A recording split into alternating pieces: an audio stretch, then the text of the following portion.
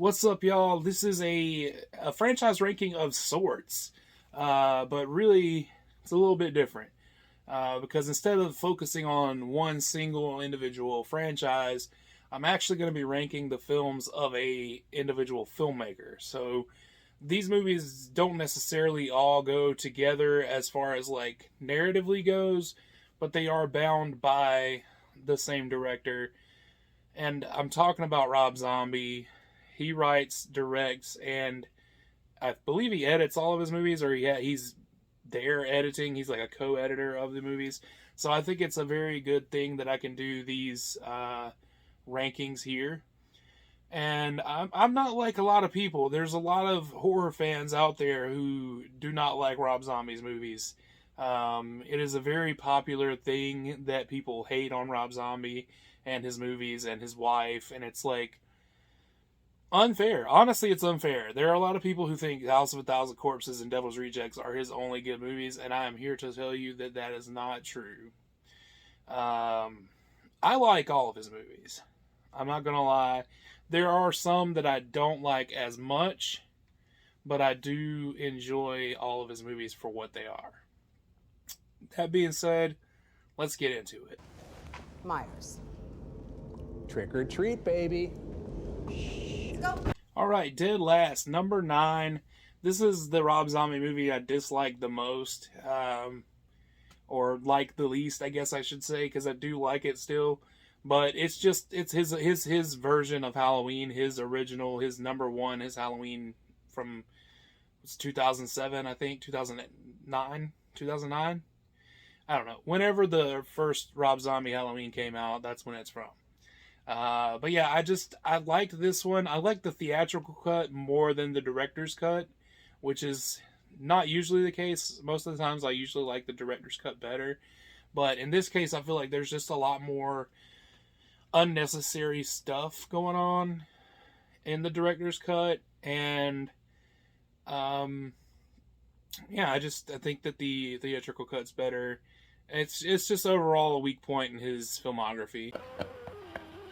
Make you feel like a real badass motherfucker killer, huh? That is some deep-ass, serious, faggoty ass shit, man. Judith, I'm gonna be late. Number 8. Number 8 is 31. This is Rob Zombie's kind of battle royale-esque. Well, not really battle royale, because it's more anyways, it's a bunch of carnies who have to compete, who have to survive the night, basically. And the longer they survive, the better their odds are, or something. I don't remember. It's been a while since I watched it. I just remember thinking this was kind of a alright movie, you know? It's good, and it has great moments in it, but overall, it just wasn't, like, as good as I thought it should have been, or as good as, say, a lot of his other stuff. So, yeah, that's why it ends up here at number 8. You know, all in all, you've had a pretty good run. But deep down inside, you must have known it all had to end somewhere. Might as well be here. Might as well be now. And it might as well be with me. All right, we're getting into the how do I put these movies in order area now. It was pretty easy to put Halloween last and to have 31 next to last. Those two kind of could be interchangeable, honestly, depending on the day and my mood. But number 7 is The Haunted World of El Superbeasto. This one is very fun, and I love it a lot. And it's like kind of the black sheep of the Rob Zombie filmography, because it is an animation movie and it didn't get a theatrical release, I don't believe. I think it was straight to video. Not 100% sure on that. It might have had a super limited release, but I know I didn't see it in theaters. The first time I saw it was on a DVD. And it's fun. It's a lot of fun, and it's great. The cameos from different horror icons throughout the whole thing is amazing. But like I said, with 31 and Halloween, it just doesn't measure up to the rest of his filmography. When the sucker MCs try to prove a point with Trent's trio, with the serious joy from sun to sun and from day to day, I sit down and write a brand new rhyme because they say that miracles never cease. All right, I know I've already gone way too far into this without mentioning this movie. At number 6 is The Munsters. Pretty universally hated amongst horror fans of the Munsters, spooky, ooky, dooky people all around. Most people do not like this movie. I'm definitely in the minority when I say I enjoy it, but here's the thing. I don't get how you don't enjoy it. It is a perfect homage to the show. If you liked the show, then by all logic, you should like the movie. It's very good in that way. Like I said, the only reason it's so low, like I've said before on this, is that it just doesn't measure up to the rest of the filmography. I mean, the Munsters movie is a fine movie. I had a lot of fun watching it, so I don't get people when they say they don't like this movie, or that it was garbage, or trash, or it's like boring, and it's like, did you watch the same movie I did?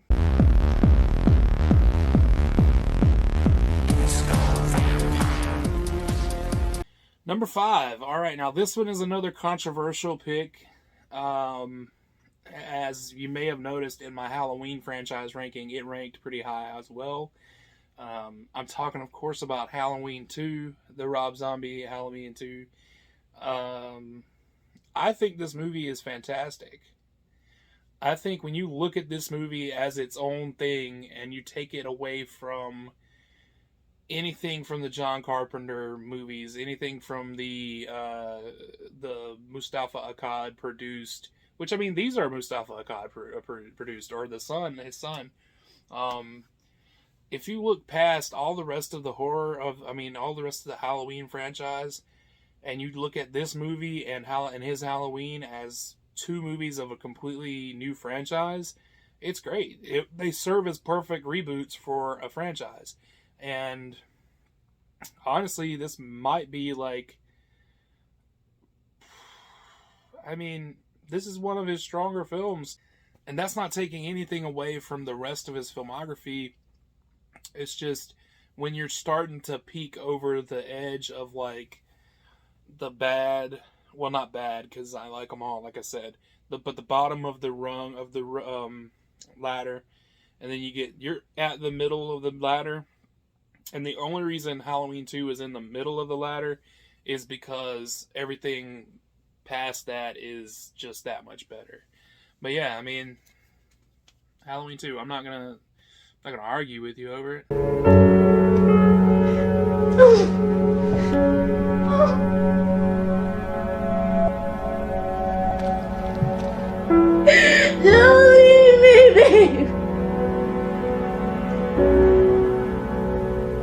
Number 4. This one is another one that people just kind of shit on for no reason. This is a classic example of Rob Zombie filmmaking at its best. 3 from Hell is what I'm talking about, of course. The third movie in the Firefly family saga. Easy for me to say. Anyways, this is the third film in that particular franchise within this universe of films. And I don't understand what people don't like about this movie. They complain because Sid Haig is not in it as much as they want him to be, but the guy was fucking dying. Of course he's not in it as much as you want him to be in it. He's not healthy. He's not good to go. But we get an incredible new character in Richard Brake playing the fucking Midnight Wolfman. Come on. What more could you want? Sure, it's not the classic House of a Thousand Corpses or Devil's Rejects, but it's the Devil's Rejects Go to Mexico. It's like a complete and total homage to exploitation cinema of the 70s, which is fucking great. It's fun, you know? Driftwood Escape left a horrifying crime scene of death in its wake. As of the airing of this program, Otis Driftwood is still at large. All right. From one Firefly saga movie to the next, The Devil's Rejects is coming in at number 3. And like I said, like we're really getting into the part where it's just gonna be, it was just hard for me to decide where to put things, because these top 3 are so good that really, I'll say 2 and 3 could be interchangeable, maybe, but I feel pretty strongly that this is the final list that I've got it at right now. But like, you know, we get a complete total departure from the tone of House of a Thousand Corpses here, which this is more of a like brutal kind of like road slasher, and you get like, you know, the whole scene at the hotel, the whole bit at the hotel with Banjo and Sullivan. And I mean, what can I say? There's so many one-liners in this movie. There's so many cool like moments. It's just incredible. I think I'm gonna get me some Tutti fucking fruity. Tutti fucking fruity, that sounds good. Tutti fucking fruity. Shut up. Tutti fucking fruity. Tutti fucking fruity. Shut up. Tutti fucking fruity. Listen, there is no fucking ice cream in your fucking future. All right, number 2 is Lords of Salem. This is a movie that I really think in 20 years, or maybe even not even 20, maybe like 10 or 15 now, because it's been a while since it came out. In another couple of years, we're gonna see this movie being praised as one of the best of all time. You know, we see it happen all the time with movies like Suspiria and like just any kind of like any movie that was like critically panned at the time that comes back and has a big boom like 20, 30 years later. I feel like this is what Lords of Salem is going to be. I feel like it's going to be one that finds its audience and is appreciated with time. That being said, I know that a lot of people do not like this movie. A lot of people hate it, but I love it. I think it is great. I think it does a perfect job at building tension. I think the visuals are just super insane and cool and awesome. I love the fact that he's got Meg Forster and Dee Wallace, and all these different horror kind of like celebrities kind of thrown in there. Kim Foree's in this, and he's got hair. It's crazy. It's a wig, but you know, still. Yeah, I think it's great. I think a lot of the hate comes from people just not thinking Sheri Moon Zombie is a good actor. I think she's a better actor than people that are praised as being great actors. Just my opinion, though. Like, I'm not going to name names. Jared Leto. She's much better than some of those people. But, you know, there's no accounting for taste, and opinions are subjective, so we'll just let it ride here. What a waste of a good man. Yes. Such a pity. And he was never going to be able to stop anything. All right, and last but certainly not least, as a matter of fact, this is my favorite Rob Zombie movie. I'm talking about House of a Thousand Corpses, the one that started them all. The reason I like this movie so much is that, yes, it is on the surface a horror movie, and there are very scary parts and brutal parts. But at the heart of this movie, it's a silly, dark comedy. And to me, that makes a horror movie. If you can effectively make people laugh and be scared within the same movie, that's a perfect movie. As far as I'm concerned, like if you've got a good blend of action, comedy, horror, and romance or sex in your movie, which Rob Zombie always has some kind of sexy shit going on, even if it's like shoehorned in, doesn't matter. I mean, there's even a little innuendo in the Monsters movie, which is PG. But House of a Thousand Corpses does all of that. And you get that really cool sequence near the end of the movie where everything's quiet. There's no dialogue, and you just hear that Slim Whitman song playing while all this shit is going on. The shit's hitting the fan, and it's incredible, man. I can't get over it. I get the chance to see it in theaters coming up in October, and I'm excited because I didn't get to see it first run. I believe I was 11 when it came out, so I don't even think I could have seen it. I mean, we did get to see a lot of R-rated movies in the theater because our mom and our uncle would take us, but no, I mean, I'm excited to see House of a Thousand Corpses in theaters. So yeah, that's my Rob Zombie movies ranking.